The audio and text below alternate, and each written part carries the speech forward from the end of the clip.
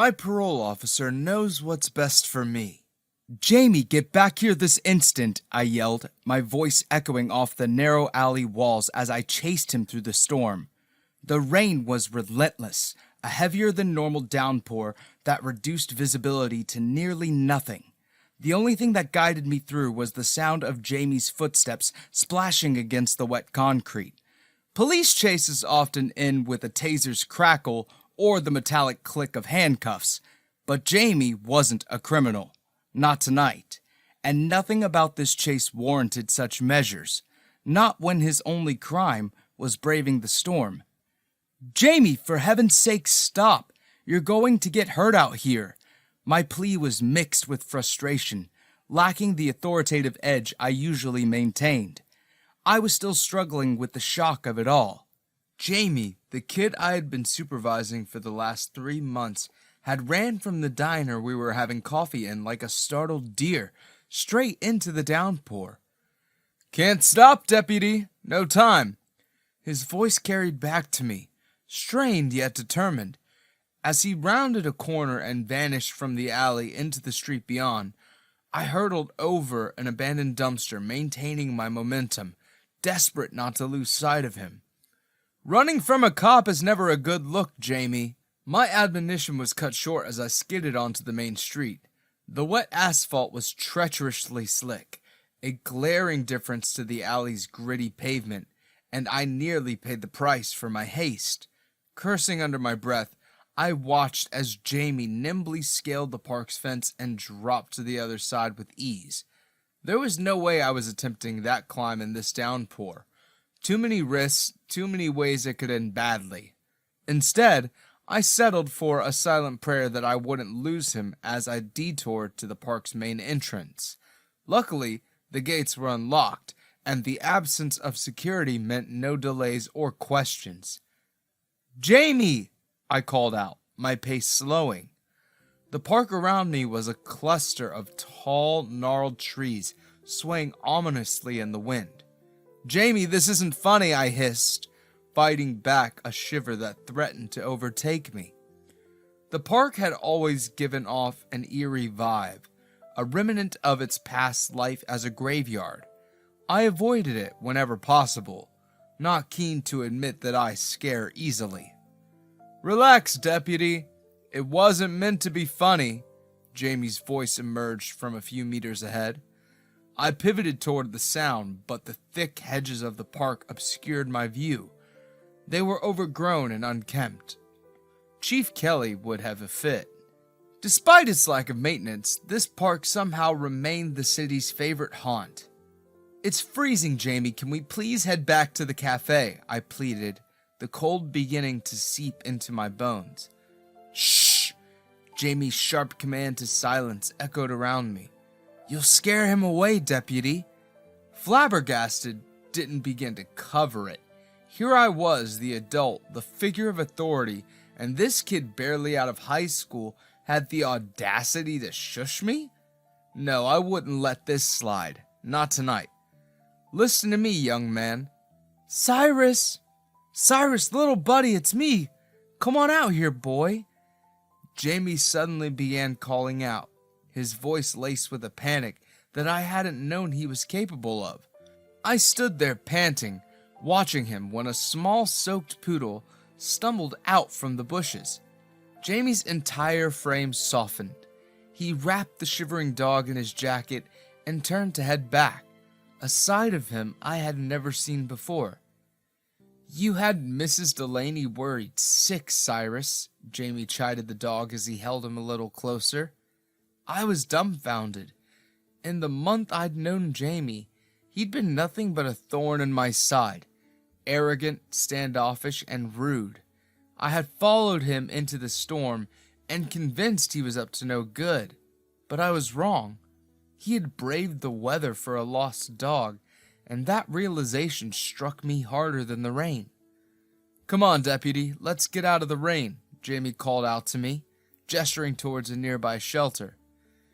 We found respite under a gazebo, the rain's relentless drumming a glaring contrast to the silence that fell between us before I decided to break it.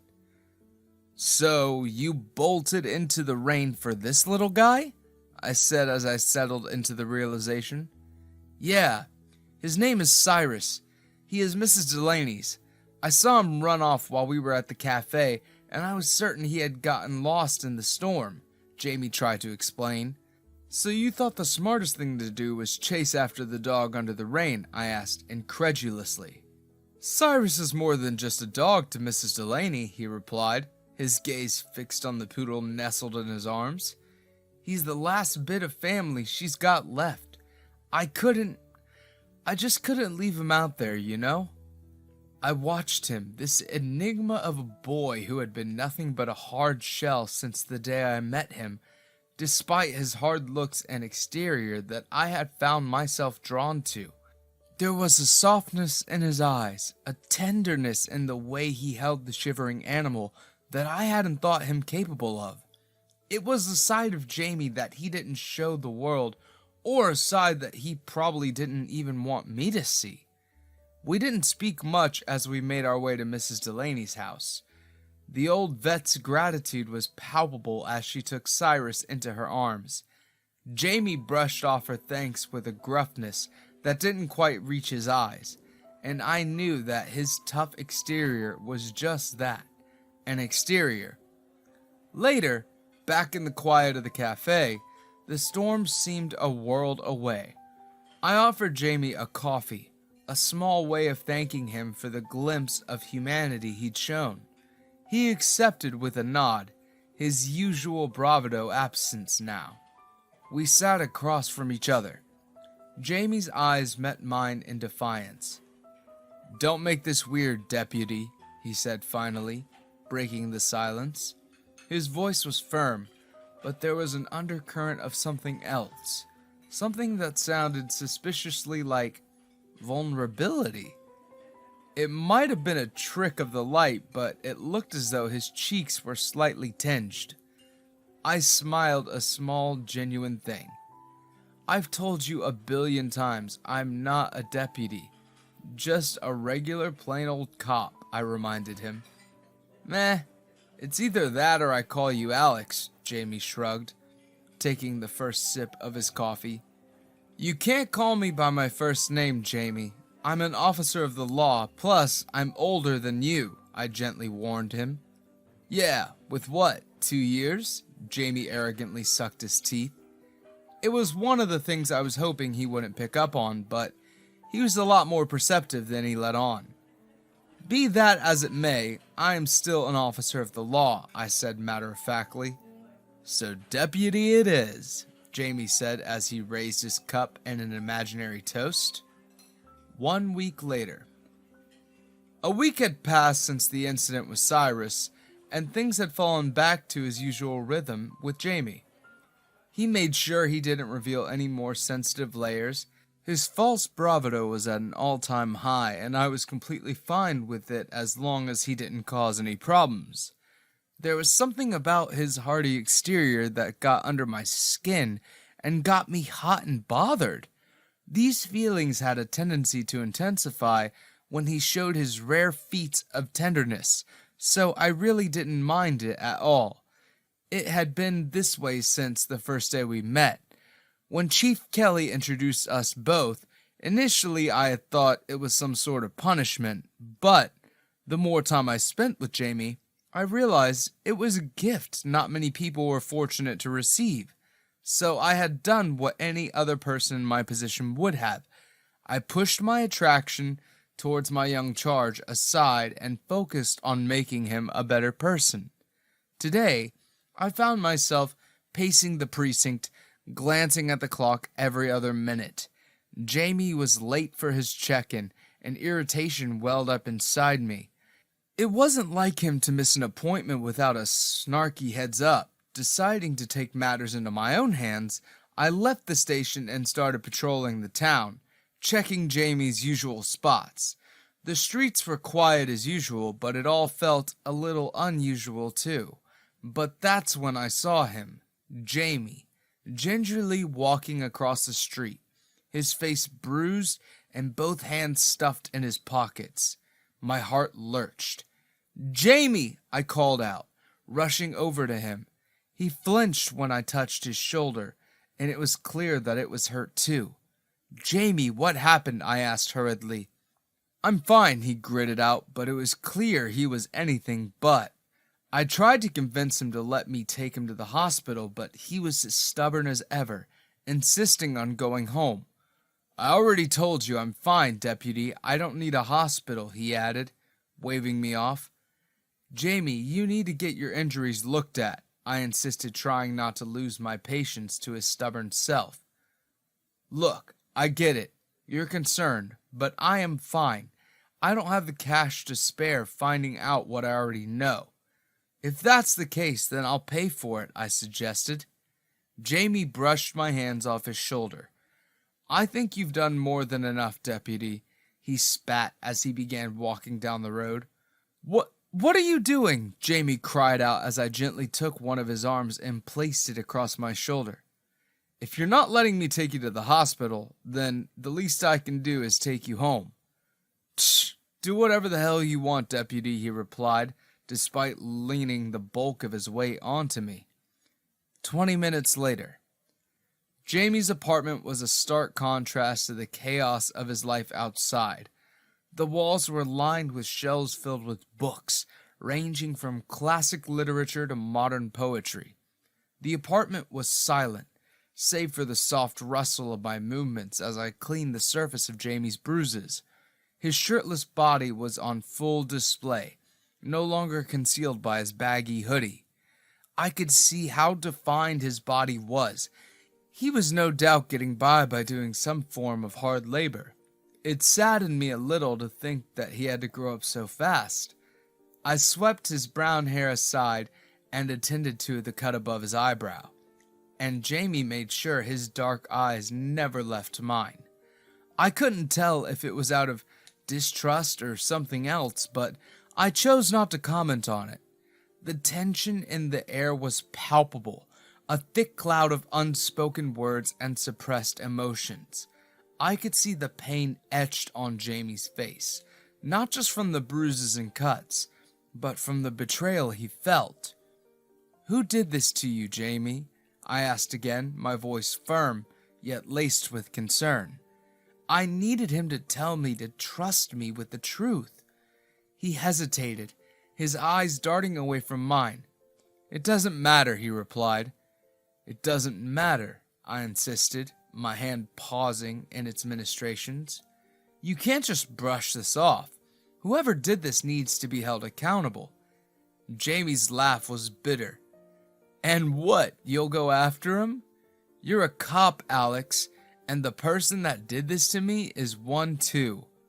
The word cop stung. It was a reminder of the oath I took to protect and serve, even if it meant standing against my own. "He's nothing like me," I said, my voice steady. "Not when they abuse their power." Jamie looked at me then, really looked at me, and I could see the wariness in his gaze. "Why do you even care, Deputy?" he asked, a challenge in his tone. "Because I see you, Jamie. I see the person you're trying to hide, the person you could be, and I'll be damned if I let anyone snuff that out." Jamie's eyes softened, and for a moment I thought I saw gratitude there, but it was quickly masked by his usual bravado. "I don't need a hero, Deputy. I can take care of myself." "I know you can," I replied, resuming my tasks, "but you don't have to do it alone." The silence stretched between us until the first droplets of rain began to patter against the window. "Now you're stuck here. Great," Jamie replied sarcastically, but despite his words, I didn't feel any real venom behind them. I chuckled, the sound surprising even to myself. "I can think of worse places to be stuck." He rolled his eyes, but there was a hint of a smile tugging at the corner of his mouth. "Don't get all sentimental on me. I'll make coffee." As he busied himself with the coffee maker, I found myself watching him. There was a certain poetry to his movements. It was a side of Jamie I hadn't seen before, and it intrigued me.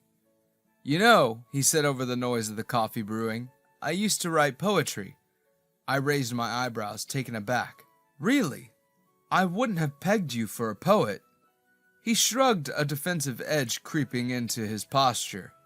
Yeah, well, there's a lot you don't know about me.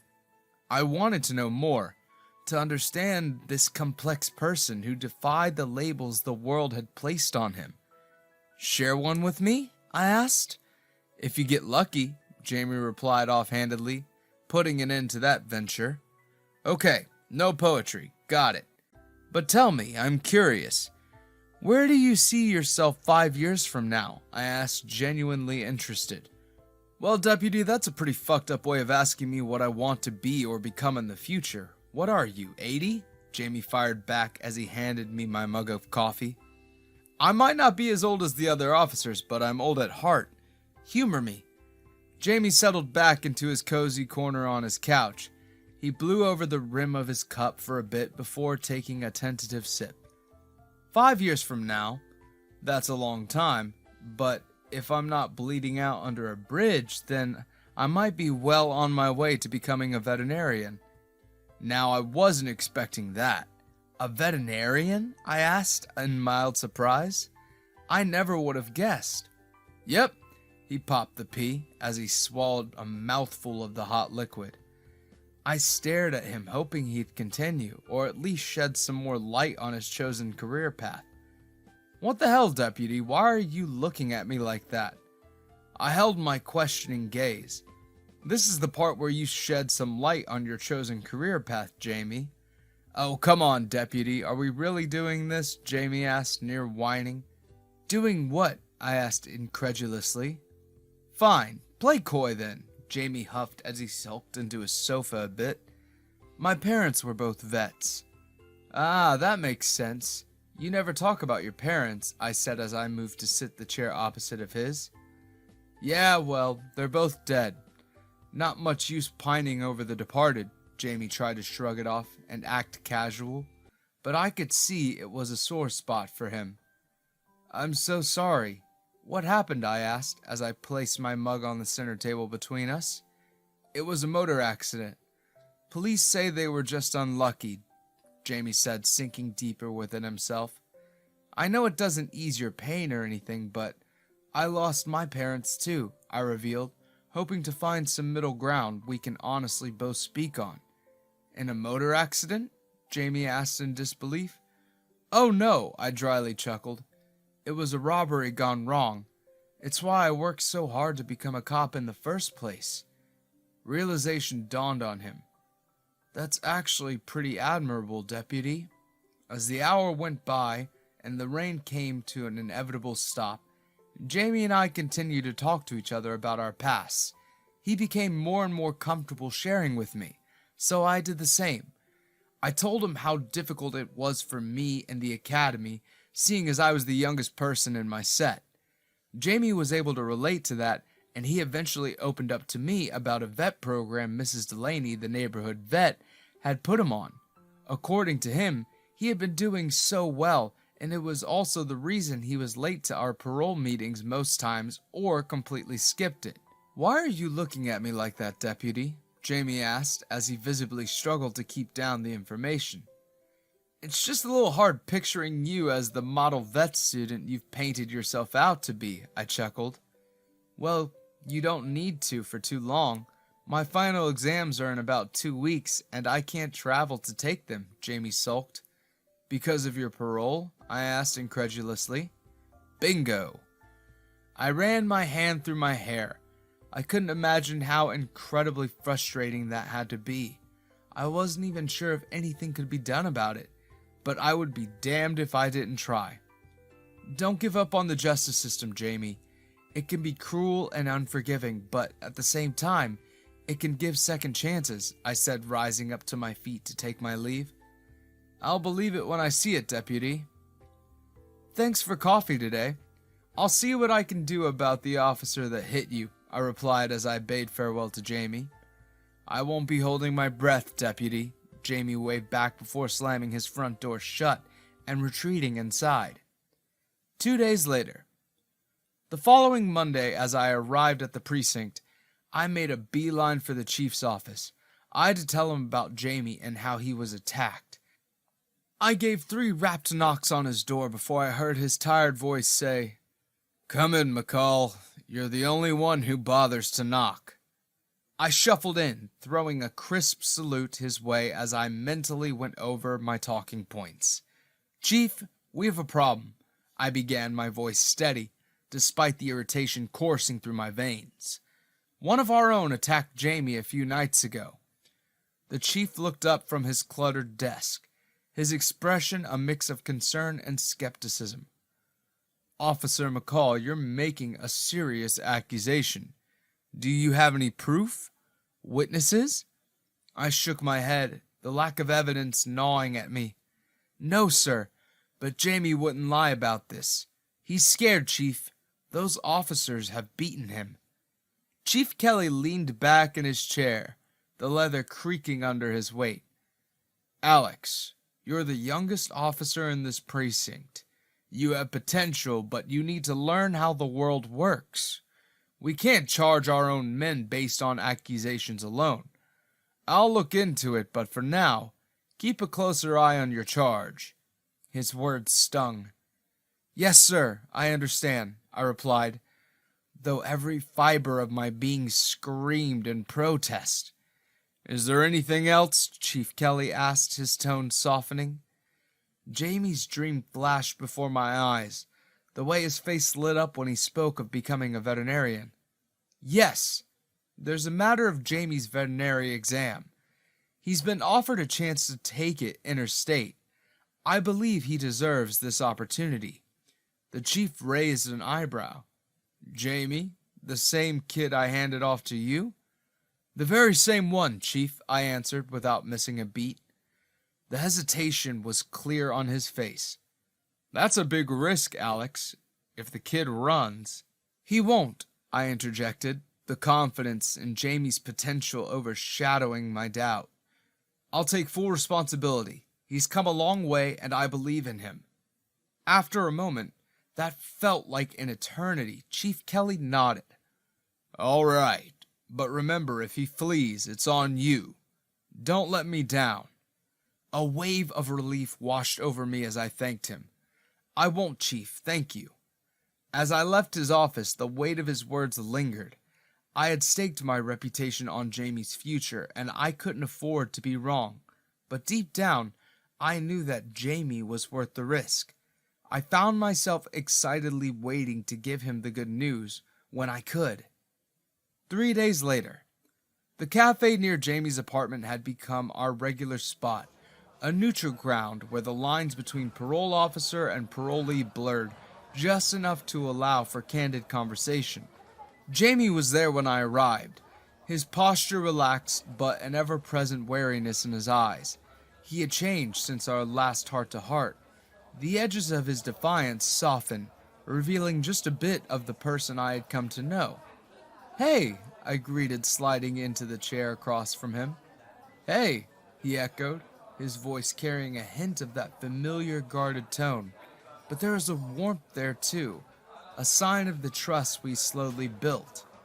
I pulled out the folder I carried with me, the one that contained the details of his life as the system saw it.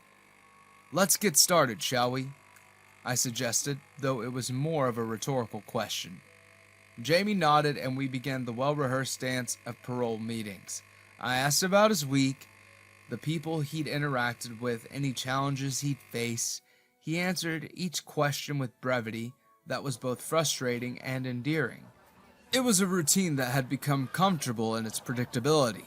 But today, as I watched him speak, I noticed the slight tremor in his hands, the way his eyes darted away when I mentioned his future. There was something different, an undercurrent of tension that hadn't been there before. "Jamie," I said, setting aside the folder. "Talk to me. What's going on?" He hesitated, a frown creasing his brow as he wrestled with the words. "It's just, I've been thinking a lot about what you said, about second chances and possibilities." I leaned forward, my interest piqued. And I want to believe it. I want to believe that there's something more for me out there, he admitted, his gaze finally meeting mine. The vulnerability in his eyes struck a chord with me, a reminder of why I'd chosen this path. There is, I assured him. You've got so much potential, Jamie. You need to give yourself the chance to see it. He nodded and rose to his feet.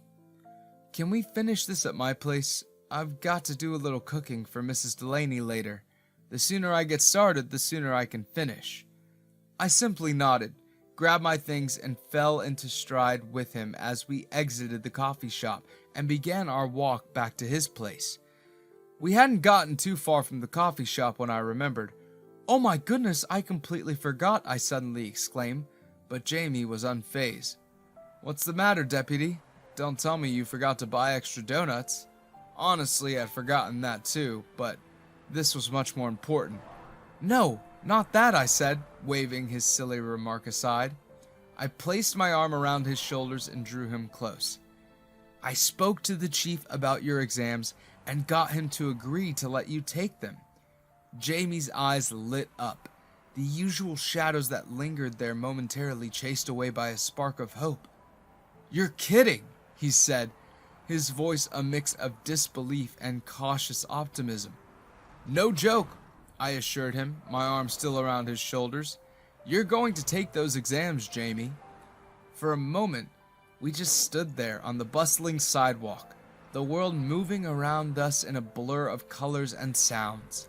Then Jamie's laughter broke through, a genuine heartfelt sound that I hadn't heard from him before. It was infectious. I found myself grinning like an idiot right along with him. Thank you, Alex, he said. There was a depth of sincerity in his voice that made my chest tighten.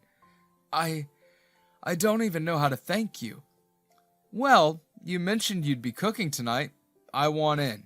I had no idea why I had asked that, and I had hoped he wouldn't get mad. But Jamie just rolled his eyes. The smile never left his face. Yeah, fine, I guess it's only fair. You know, you could always refuse, you know. I decided to give him an out, so I didn't box him into anything. Jamie stopped in front of me and turned to face me. You took a chance on me. Not a lot of people do that. Plus, I've come to like you, Deputy. He said the last part with a smile that made my heart skip several beats. What context was he speaking in? Did he mean platonically or romantically? My head was spinning with all the possibilities. Jamie paid me no mind. He resumed walking ahead of me, and I had to break into a light jog to catch up. As we approached his apartment, we had fallen into a comfortable conversation. Jamie talked animatedly about what he would cook, about Mrs. Delaney's dog Cyrus, and how the old poodle had taken a liking to sleeping on his bed despite having his own perfectly good dog bed. 2 hours later. Dinner was a casual affair. Pasta with a sauce that Jamie claimed was his created recipe. We ate and talked, the conversation flowing as easily as the wine he insisted on opening. And when the meal was done, Jamie stood to clear the plates, but I caught his hand stopping him. Leave it, I said. We've got something more important to discuss. Jamie looked at me, a question in his eye. I took a deep breath, the gravity of the moment settling over me. Jamie, I want you to know, whatever happens, I'm here for you. Not just as your parole officer, but as someone who cares. The words hung in the air heavy and significant. Jamie's hand trembled slightly in mine, and then he was moving closer, closed the gap between us. His hug earlier in that day had been a thank you, but when he kissed me, it wasn't anything like that. It was his way of showing me that my feelings weren't one-sided, not by a long shot. It was Jamie's way of showing me that the emotions we'd both been fighting since the day we met had blossomed in a way we had not seen coming. We ended up spending the night together, not because of the wine or the storm outside, but because it felt right. Because Jamie wasn't just my parolee anymore. He was someone I had come to care and believe in, and I wasn't just his parole officer any longer. I was the person who had seen the potential in him that no one else had bothered to look for. 1 week later.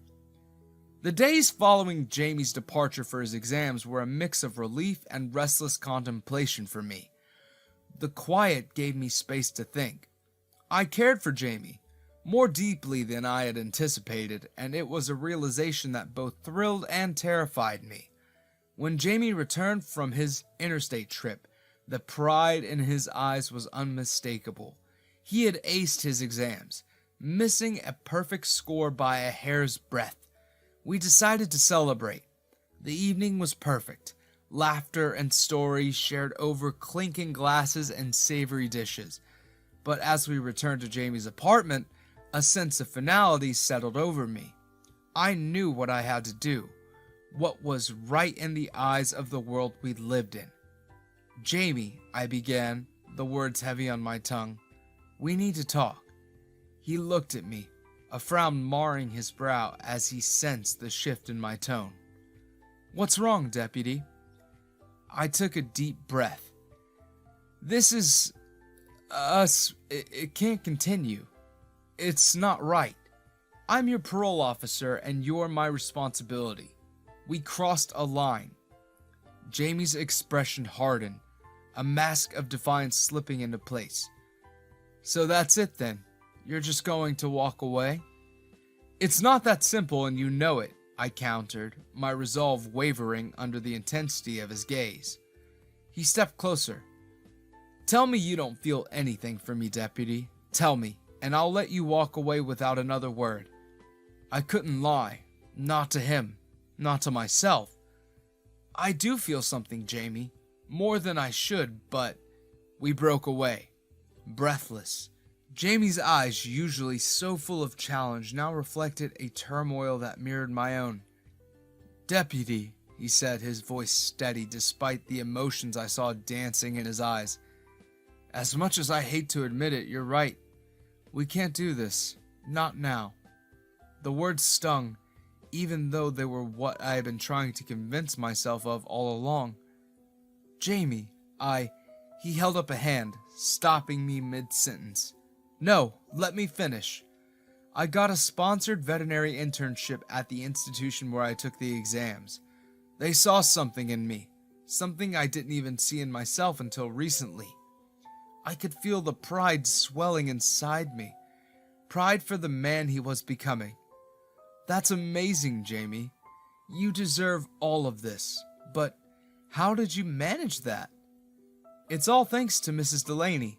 She didn't think I would be able to make the exams because of my parole, so she spoke to the chancellor on my behalf and put in a good word for me. It also helps that I have a real-life experience working for her." Jamie couldn't keep the proud grin off his face. "That's amazing, Jamie. Things are looking up for you," I said, placing a hand on his shoulders. "Yeah, but it means we'll have to part," he continued, his gaze dropping to the floor. "For the foreseeable future. And I know if we don't take this time, I might never get another chance like this. We might never get a chance to be us." "We'll do what's necessary," I said, my voice firm with resolve I didn't feel. "For you, for your future." Jamie nodded, and I could see the determination set in his jaw. "I'll make you proud, Deputy. I'll make something of myself, and then, who knows?" "Who knows?" I echoed, allowing myself a small smile. We spent one last evening together, not as parole officer in charge, but as two people who had stumbled into something rare and precious.